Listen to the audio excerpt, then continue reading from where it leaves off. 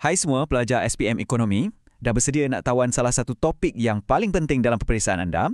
Dalam sesi kali ini, kita akan bedah siasat topik keseimbangan pasaran ni satu persatu supaya anda boleh jawab dengan penuh yakin. Baiklah, ini dia plan kita. Kita akan mulakan dengan asas iaitu pembeli dan penjual. Lepas tu kita akan gabungkan kedua-dua kuasa ni untuk tengok macam mana keajaiban pasaran tu berlaku. Dan akhir sekali, kita akan lihat bagaimana tindakan kerajaan boleh mengubah segalanya. Jom kita mulakan. Okey, bahagian pertama. Jom kita letakkan diri kita dalam kasut seorang pengguna. Apa sebenarnya yang buat kita sebagai pembeli nak dapatkan sesuatu barang? Inilah dia kuasa permintaan. Ini adalah hukum yang paling asas dalam ekonomi dan logiknya sangat mudah. Cuba bayangkan masa ada jualan murah, bila harga jatuh, kita pun rasa nak beli lebih banyak kan? Tapi kalau tiba-tiba harga barang tu naik, kita mesti akan fikir 2-3 kali. Inilah dia, hukum permintaan.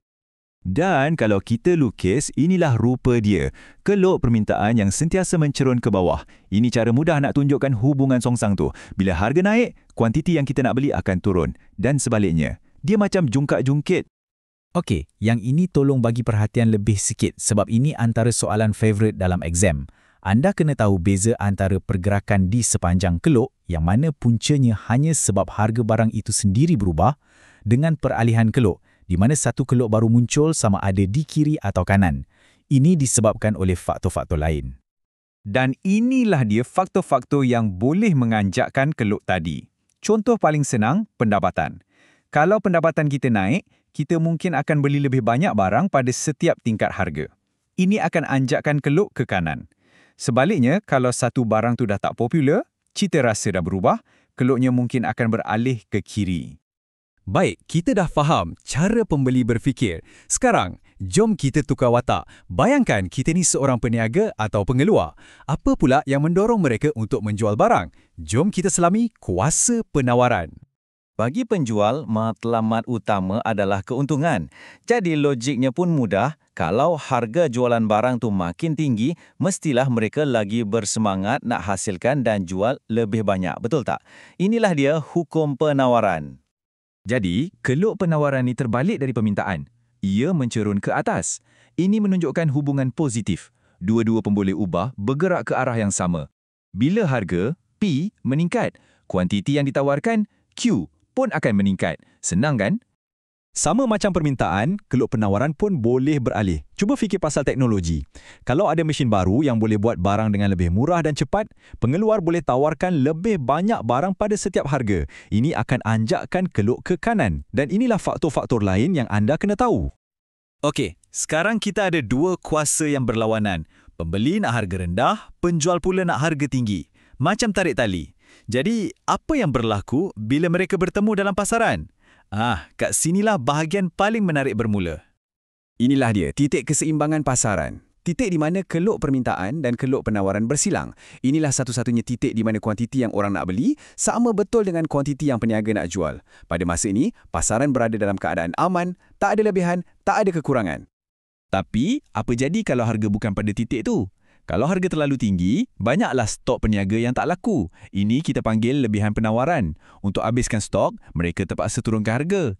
Kalau harga terlalu rendah pula, barang akan habis dijual terlalu cepat. Orang ramai berebut-rebut. Ini pula lebihan permintaan. Keadaan ini akan mendorong peniaga untuk naikkan harga. Nampak tak? Pasaran ni bijak. Ia akan sentiasa bergerak balik ke titik keseimbangan. Dalam dunia sebenar, pasaran ni tak pernah statik. Ia sentiasa berubah-ubah. Jadi jom kita siasat apa yang berlaku pada harga dan kuantiti keseimbangan bila salah satu kelok ni mula bergerak. Kita ambil satu contoh. Katalah pendapatan isi rumah di Malaysia meningkat. Tiba-tiba, ramai orang ada lebih banyak duit untuk dibelanjakan. Ini secara automatik akan meningkatkan permintaan untuk pelbagai jenis barang dan kita akan nampak kelok permintaan beralih ke sebelah kanan. Jadi, apa kesannya? Bila ramai orang nak membeli, peniaga akan sedar yang mereka boleh naikkan harga. Pada masa yang sama, mereka pun akan hasilkan lebih banyak barang untuk penuhi permintaan yang tinggi ni. Hasilnya, titik keseimbangan yang baru akan terbentuk pada harga yang lebih tinggi dan kuantiti yang juga lebih tinggi.